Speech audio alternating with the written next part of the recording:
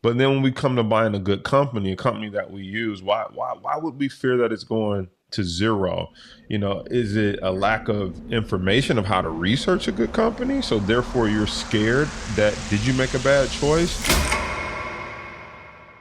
Hey, what's up, everybody? In this episode, I got the team with me here today. I got Antonio hanging out with us. We got Michaela. These guys are usually behind the scenes, but they're traders in their own right. And so we're just coming on. We're talking about things that we see in the community from our own traders, from the questions that we get in emails. And we're talking about some of the things that you go through as a new trader or an experienced trader. And we're also going to give you some tips on how to overcome those things or some big picture things that you should be thinking about as you embark on this trading journey. So let's get into it. All right, so we wanted to just come on here and chat and really think about some of the things that our traders go through in our community. We just came off a Q&A. Antonio, you were doing part of the Q&A. Michaela was as well while I was on vacation.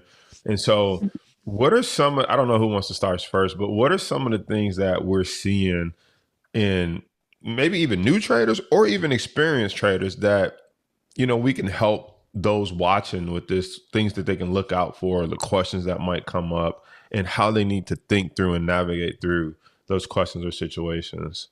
Yeah, I mean, even what we just talked about, I think a lot of times we see traders get hesitant when stocks start to pull back, when it's actually very healthy, as we've talked about. That's natural. It typically happens even in an uptrend where we get those healthy pullbacks. But we do see traders get very nervous when things like that happen and they start making decisions that aren't very well thought out because they see their account starting to dip. But when you have an overall uptrending market, it's something that you can still have confidence in. That's something that I noticed a lot of people were having hesitancy about. What do you think, Antonio? Yeah, I think that's true because it seems counterintuitive to buy when the market pulls back like that. It seems like, oh no, everything's selling off. I need to get out. And I feel like that's such a mistake that people make, is because right at the low time that you should be entering and possibly putting capital to work, people will close their trades or get out and take their losses when really the market pulled back. And like you said, if it's a healthy pullback over the S&P 500, then it could be a great time to actually put money to work. But I feel like it just is counterintuitive. Most people, it kind of goes against the grain to put in money when you see red, the market selling off. So Right. it's battling that emotion, I feel like. So this is interesting. And if you're watching, I'd love to hear from you in the comments. Like, why are you a person that when things are down, you want to sell and close all your trades? And then when things are up, you want to buy into the market? Because this is interesting because it is, I guess I say, why is it counterintuitive to buy when things are down? Like, we don't do that anywhere else in life. Do you go to the grocery store and be like, the beans are on sale, I'm gonna wait till they're double the price? I'm not gonna buy any beans because they're on sale. No, when they're on sale, what do? We get the beans, the rice. We like, oh, I'll stock up and get 2, 3, 4 of these. We Mm-hmm. don't ever go into the store and be like, what's wrong with the beans today? Or what's wrong with the meat? Is there something wrong with this cut of steak? Why did they put it on sale? Right? Now, we obviously know that they put stuff on sale that's going to expire. And I get that. But I'm talking just in general, if it's a normal sale, we don't go in and be like, what's wrong with this cut of steak? Right? But in the stock market, a great company could have a normal sale, if you will, or a pullback. And most people would be like, here's okay. Let me throw this in there. Here's what's funny. Let's just say a stock like Tesla at 500. If it Mm-hmm. goes to 700, 800, everyone says, man, I should have bought some at 500. If it goes back to 500, if I could just get in at 500, I would buy it. Right. Tesla goes to 700, 800, then sells off 300 points down to 500. All of the people who said I would get in at 500, now I'm like, well, what's wrong with it? Like, why did it Mm-hmm. come back down from 800 to 500? Like, I don't know. Is this the Mm-hmm. bottom? Maybe I can get it for 490, right? So now they want a discount on top of the discount. And then boom, now Tesla's at like 1200 right now. So I don't know. What are you guys' thoughts? Why is it counterintuitive?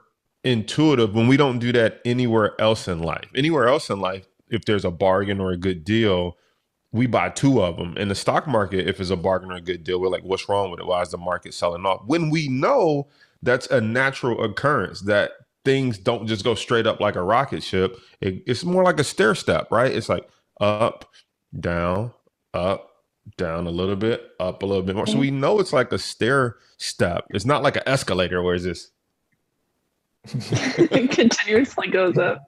right. So we know that. So why do you guys think people? What's the psychology behind it? I don't know. Maybe you guys got some thoughts. Maybe you don't. But what's the psychology behind it? Why do you guys think people think like that? I think fear definitely comes into play. You know, you get in, you have fear it's going to continue going lower. You have fear that, you know, if it does go up without you, it's going up now without you. So I think that sometimes controls the decisions. Again, not taking the time to analyze the chart and think very logically. Like you said, it pulls back, it goes up, it pulls back, it goes up. That's a pattern to follow. But letting emotions like fear take control keeps you from getting in that game, or understanding that it's normal or natural to do that. That could be something. But then it's like, what's the fear? Because like, here's the thing. If we look at the data of the market historically, long term, it goes up, right? That's number one. Number two, if we buy food on sale, and we know for sure that the food's going to zero if we don't eat it in a couple of days. Like I've thrown out a good steak or a good chicken or something because I'm like, I meant to cook that. And we know for sure that's going to zero. Now, you might be able to consume it, enjoy it if you can get it cooked and eaten beforehand. But I guess I'm saying we don't have that same fear there. But then when we come to buying a good company, a company that we use, why would we fear that it's going to zero? You know, is it a lack of information of how to research a good company? So therefore you're scared that did you make a bad choice? The other thing is, I guess I'm thinking like, if you buy a stock or you buy a company, I wonder if sometimes it's because people don't know when it may go up. Like it could stay flat for a year. It could keep falling for 2-3 months and then turn around and go up the next 3 months. I mean, that's like 6 months total. So I wonder if part of it is like not knowing when, you know, something is going to happen. I don't know. Tonio, what's your thoughts? Well, not only knowing when it's going to go back up, but also I feel like a reason people don't buy when it sells off is because they've already bought in when it was high, or buying at the wrong time, because then that's twice as painful. If you bought it at like an average time and then it sells off, then you're sitting there thinking, man, I'm already down in my account's bleeding out.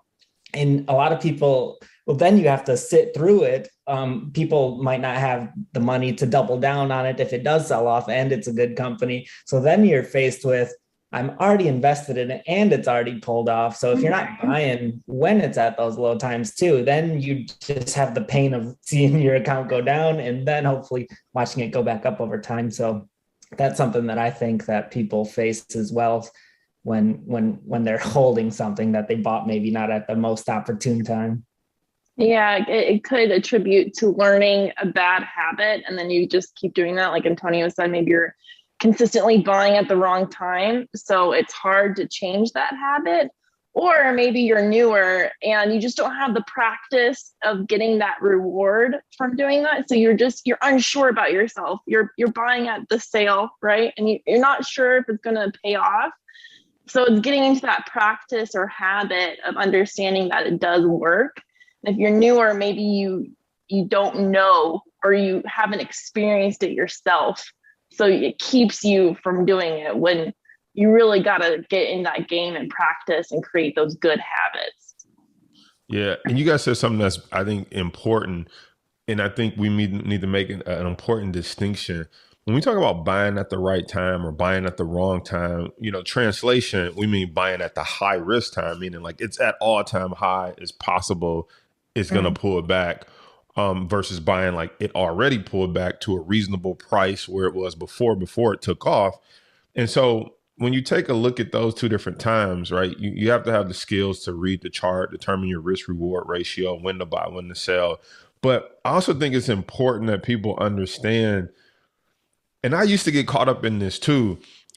People think that the day that they buy, like it's done going down, it better, like this is the exact day and moment right here at 10:22 when I hit buy. It's on. It's only going up from here. And I think what happens is you press buy and you're like, okay, it's still dropping. You're like, ooh, okay, I put 5,000 in. I'm down 1,000. I don't like this, right? And so, like you said, you're watching it go negative. Like you said, Antonio, you're watching it go negative. Now you're like, should I buy more? Should I not? But I only bought half. I spent everything I got, and I don't have any more money to buy more. Which, here's a principle alert. If you're taking notes, one of the things that you could do to be a better trader is always buy half of the position that you really want. Because if you're going to assume that you will never get it at the best time, or assume that it's not just going to stop going down the moment you buy it, or maybe it's going up and the moment you buy it, the next day is a down day, you have to accept that, again, it doesn't just go straight up because you bought it. It might go up 2 days. You're like, I'm getting in. That's the third day that's going to pull back for 2 days before it might stay low for a week. But understanding that you will see some red in your account. I think it's different. Most people get a paycheck. It's only green, right? It's just like deposits went in. Like you don't really see it go red unless you bounce a check or go negative or something like that. But in the market, I think you actually see the negative amount, and that messes with you psychologically. It really, you question, did I make a good decision? Because it's red. And here's the other piece, because it's red right now. Yeah. You don't question if you made a good decision if it's green right now. If it's green today, you're like, genius. Right. Got to tell my friends I'm quitting my job next week, right? But if you buy today and it's red, you like, I don't know if this is for me. Maybe I shouldn't have done that. It's one of the most delayed gratification industries ever. Would you guys agree? Yeah. Oh yeah, I've definitely. been in a trade like that. Oh, sorry, Michaela. No, go for it. Yeah. I've been in a trade like that where I had some in Costco and I bought it, pulled back, and then it kept selling off. And I was like, it's gonna hit the floor. It's about to turn around. And then it keeps falling. And the whole time your stomach is like, oh, it hurts, So that's like watching it just bleed out like that. And then I've made the mistake of when I can't take it anymore, I'm like, I just got to close it down, take what's left and just move it somewhere else. And as soon as I do that, Costco, goes to the moon. And I've been in there. And I think that's just the story of it is if I would have waited, if I would have had patience, which I didn't, if I would have played the chart, not my emotions, I felt like that trade could have been an awesome trade. But sitting there in the moment, it's hard sometimes. I feel like I have blinders on where all I can see is my account is down so much money and I just hate to see it. And so I think I should just close it, take my losses and go. But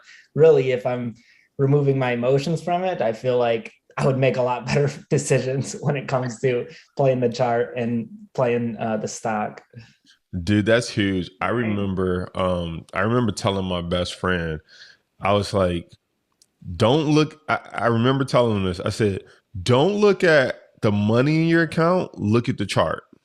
Look at the chart.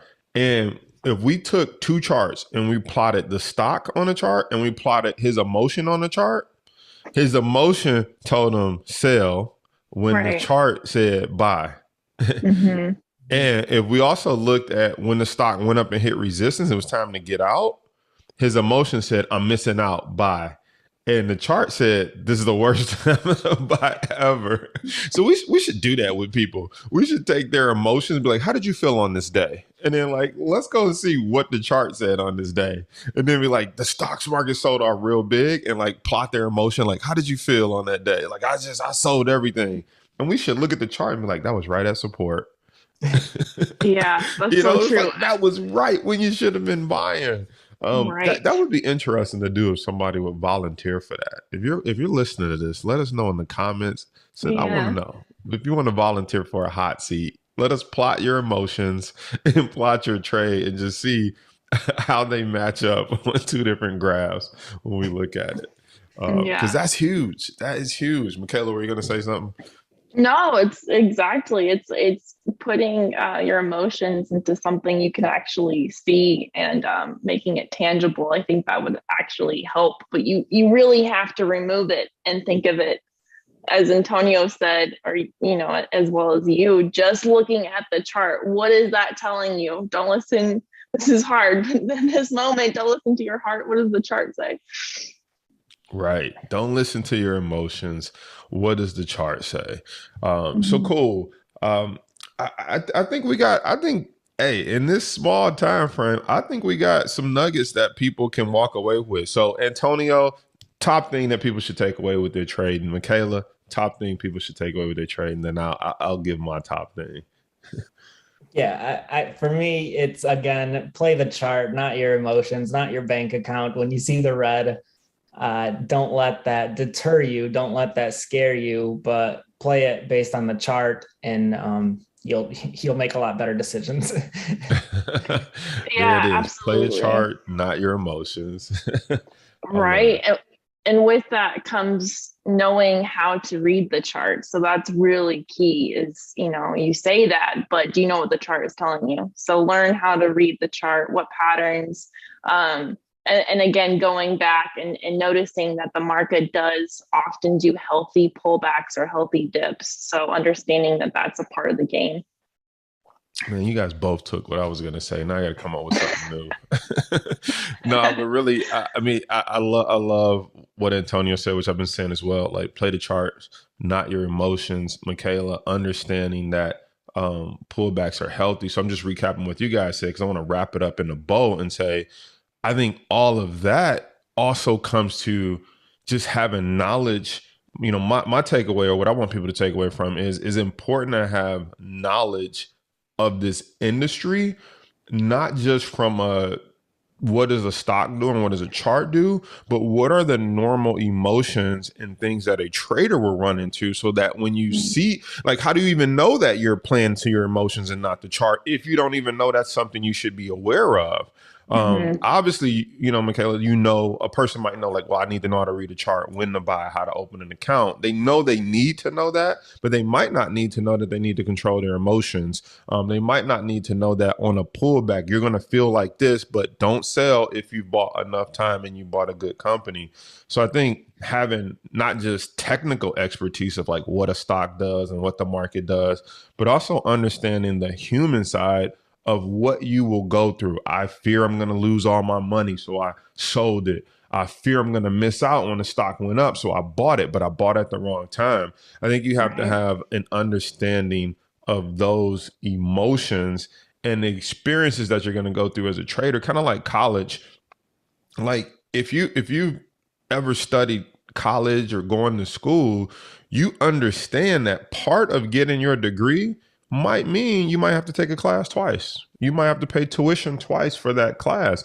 No one drops a class and has to take it again and be like, I'm never going to graduate. You're like, yeah, I'm gonna have to take that one again next summer. Or, I had too much going on in my life. I had to drop that class. I'm gonna have to pay and take it again. But it's different energy because you go in knowing that. You don't go in and say, like, I guess I'm never getting a degree. You go in like, okay, that's part of it. I might lose some money, equating it to the stock market. I might lose some money because I had to pay for that class twice, but that's not going to stop me from getting my degree.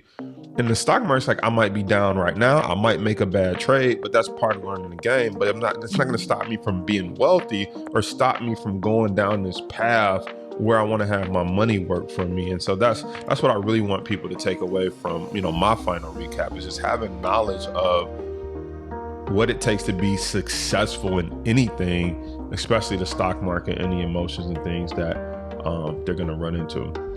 So cool. One of the things I want to do for people, if you enjoyed this episode, obviously hit the like, hit the subscribe button. Another thing is, for a limited time, what we're doing is, because we really are passionate about helping people, teaching people, and our new model right now is we don't want to just tell you that, we want to show you that. And so what we're doing for a limited time, we're taking one of our courses, that's right, full course complete, and we're giving it to you for free. All you got to do is text us at 313-251-2260. We'll pop that number up on the screen. It'll also be in the comments or in the summary below, wherever you're listening or watching this, on YouTube, Facebook, iTunes, Stitcher. Again, the number's 313-251-2260. Shoot us a text message. Text the letter BB. All right, text the letter BB. That's our beginner basics course. Text the letter BB, and we want to give you a free course. And the reason we have you text, I always like to explain why we have you do that, because there's so many robots and trolls and fake people out there. But we know there's only one real cell phone number. And so we like to verify that you're a real person before we give you access to the real course. So text us 313-251-2260. Text the letter BB so that I know you want that course. And then I'll shoot you a text back personally, me or one of the members on the team, and we'll get you access to the course. So thanks for rocking with us, and we'll see you on the next episode.